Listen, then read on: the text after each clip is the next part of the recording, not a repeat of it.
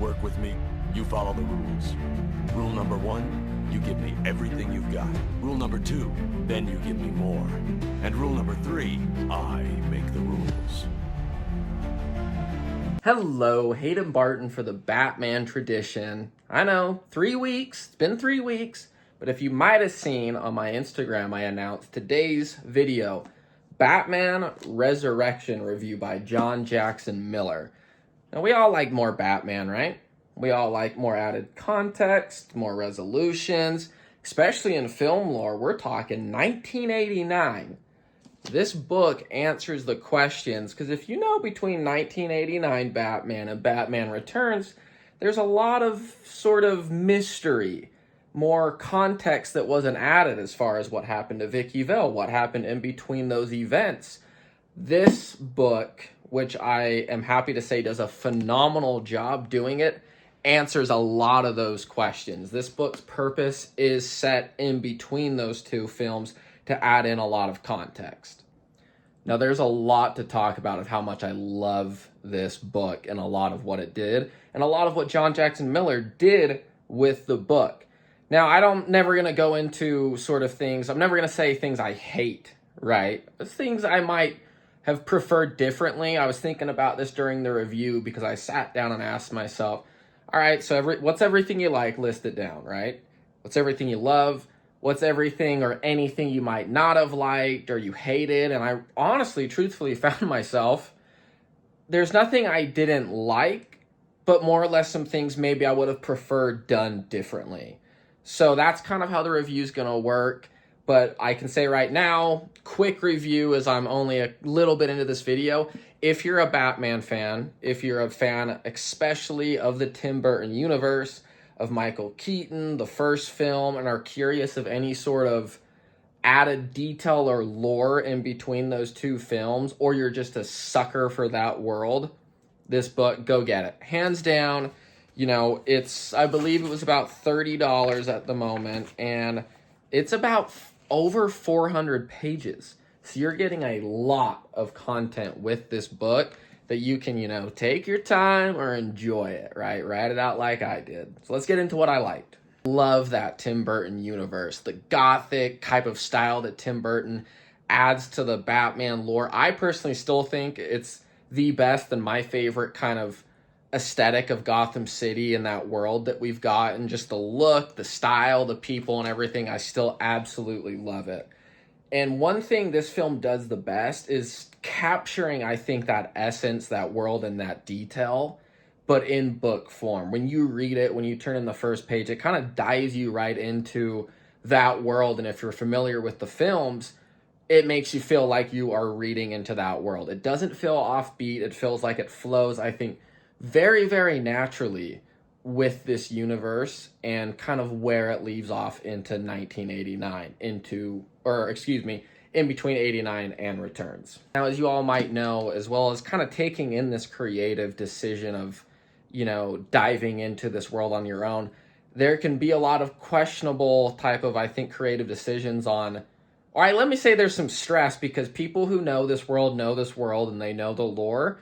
So any sort of creative decision you might make or introduction of characters or events can kind of, you know, come into question, right? But I cannot tell you guys how awesome I felt like that they integrated from the biggest event in 1989 to the smallest, to the one beat character you might have, you know, very literally noticed in the background of the film. Somehow John Jackson Miller found the most creative ways and interesting ways for you to almost, as you're reading the page, replaying that scene in your mind and being like, oh my God, that's him, that's that guy. Or, well, like, that guy who in that scene you would have thought was just a background actor has now been added into this, like, interesting lore into the Burton universe that's just incredible. And my personal favorite one, as this book kind of deals with a lot of the aftermath of 1989 and the city standpoint,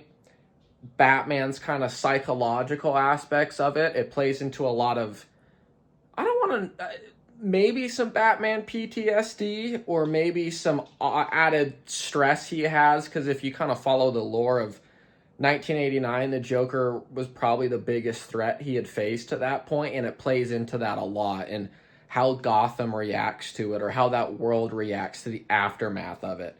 And it kind of dives into this mystery of, potentially, without diving into too much of spoilers, but what might have happened to the Joker after those events as he fell from the cathedral. It plays into the aftermath of the Smilex that he used to kind of gas the city, and how that kind of affects different people in that world. And it gives you different viewpoints from different characters that intertwine in a way that kind of, as you see in like a really good type of mystery thriller or detective thriller, you can have different viewpoints that seem like they're kind of diving into different paths, but in the end they all sort of connect and come together. And the most interesting or random people who don't seem like they relate much at all all have this common ground that all spirals into a situation diving from the Joker, and whether he's alive, what if he survived that fall somehow, or what if he is just simply dead and everyone is paranoid. Now, I have to give credit, and I'm not going to say this is a spoiler, because if you're a Batman fan, through the first 5 or so pages, especially the first chapter, you're going to read the name and you're going to recognize who this is. But this book introduced a version of Basil Karlo, Clayface, right? As we all know, Clayface is this big, monstrous clay-looking, I'd say the most traditional look of the character that can shapeshift. He can turn into different objects or people.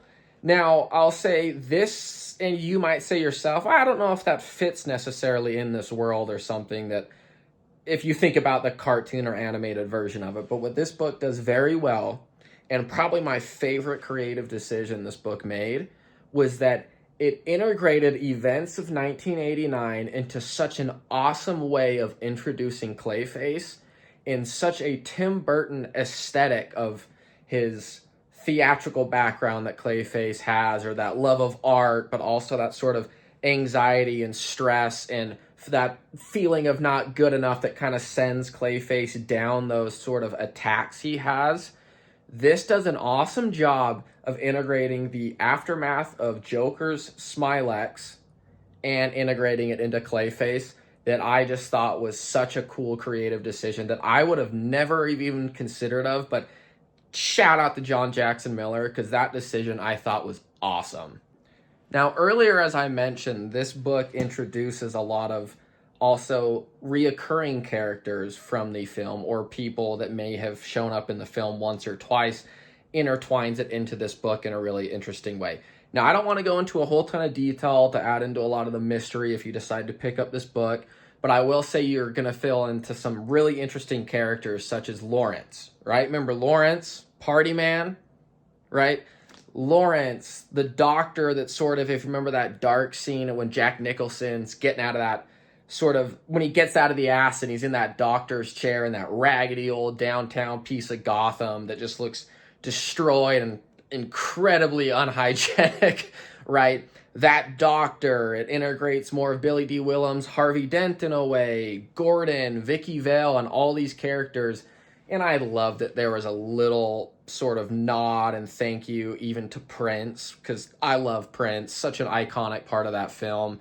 So thank you again, John Jackson Miller, because that little nod to Prince was phenomenal. But it intertwines. As I was reading it, I just sat there, like I said, you play that scene back in your mind as he's introducing these new characters or recurring characters, and you're like, oh my God, I can just, if you're like me, you've seen that movie count more times than you can count, right? So it's just integrated into your mind.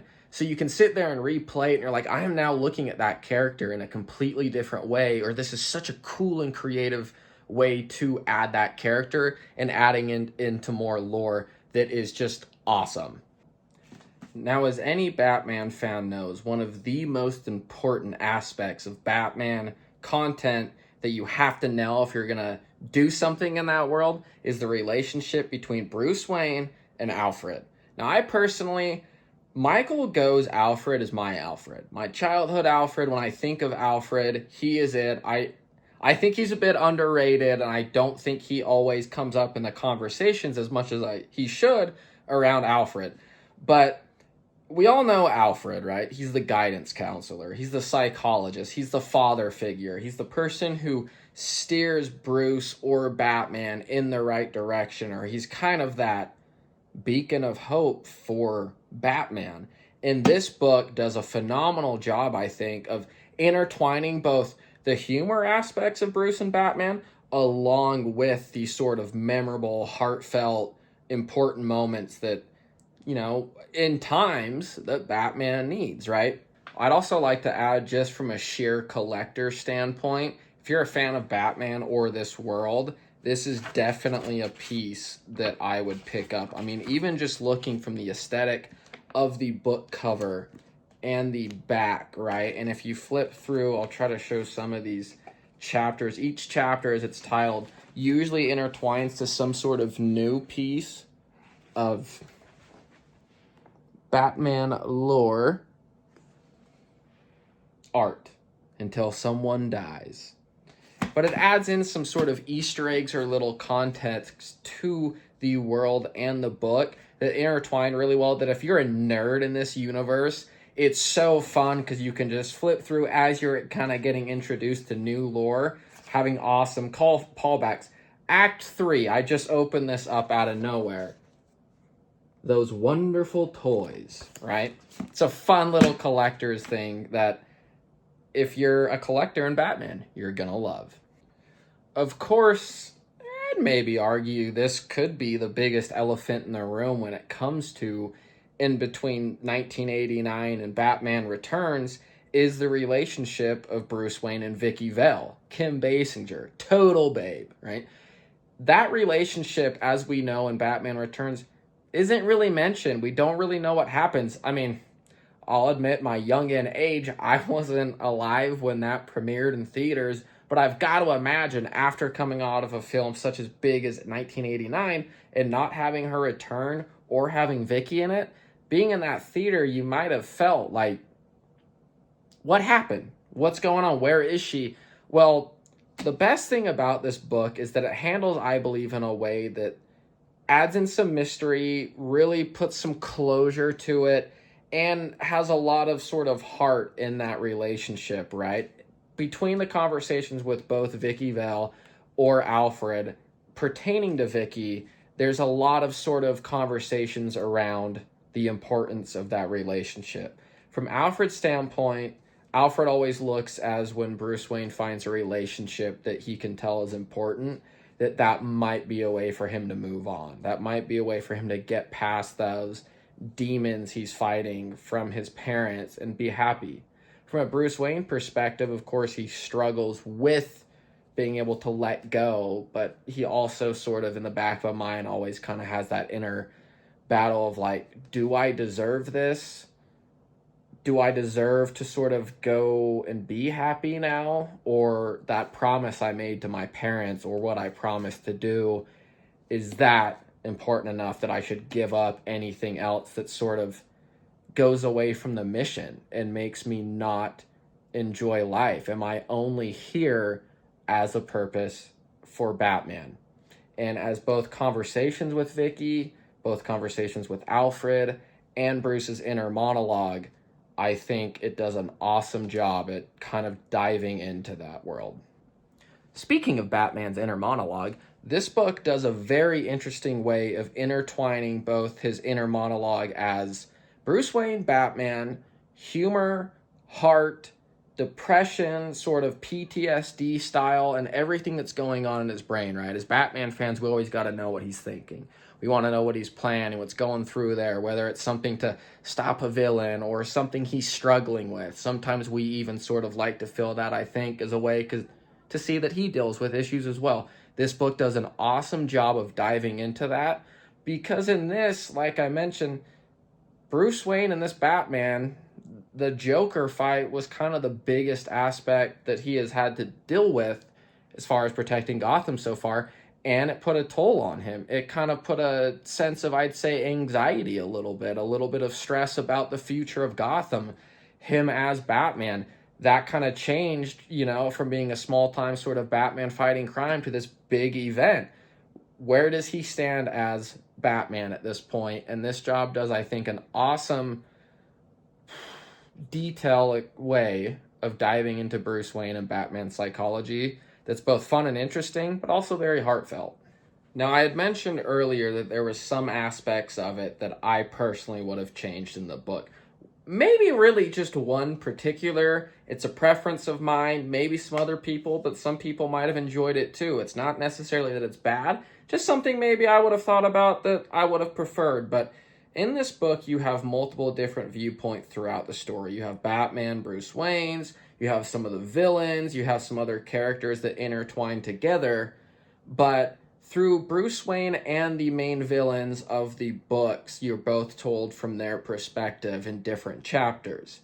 The thing that I enjoyed and I thought would have been almost better creatively is there's a sense of mystery for Batman trying to track down the criminals. He's trying to figure out what's going on and who's behind it, but then when you jump over to the villain's perspective, you already know who's behind it or those sort of mystery elements. So then when you jump back to Batman's perspective and he's talking through what he's trying to figure out, you know it already. So it's kind of interesting to hear him talk and work through those things. I almost think it maybe would have been better or more interesting to sort of not know from their villain perspectives or still keep that mystery so you can follow Batman along to find out who are the villains, who are the people orchestrating all these, and to sort of go along that detective story with him. Not that it's not still interesting, but I think maybe keeping some of those spoilers out would have been a preference for me. Now, to end my review, I want to leave you with this. I don't want to go into a lot of spoilers, but I do want to add some context. We all know that the ending to Batman 1989, when he's standing on the rooftops, after Gordon addresses the letter he gave to the citizens of Gotham, and you have the Danny Elfman score raising above to see him watching over the city with the bat signal lit, right? It's very important, very iconic, and very heartfelt. This is from the bottom portion of the description of the book, and I want to leave you with this. Having told the people of Gotham City that they've earned a rest from crime, Batman finds the forces of evil growing even more organized and orchestrated. By a sinister hand behind the scenes, the world's greatest detective must solve the greatest mystery of all. Could the Joker have somehow survived? And could he still have the last laugh against the people of Gotham City? The promise that he makes at the end of 1989 is about that, is it not? Protecting the citizens of Gotham. That they've earned a rest from crime, that he will always be watching, he will always be waiting and watching over the city of Gotham. John Jackson Miller, you understand the world of Batman and Tim Burton so very well, and I am happy to say you nailed this book. And for any Batman fan, it is worth your time, it is worth your money. And John Jackson Miller, I know that you're working on a sequel, and I cannot wait to read it. Thank you. This has been Hayden Barton for the Batman Tradition. Take care.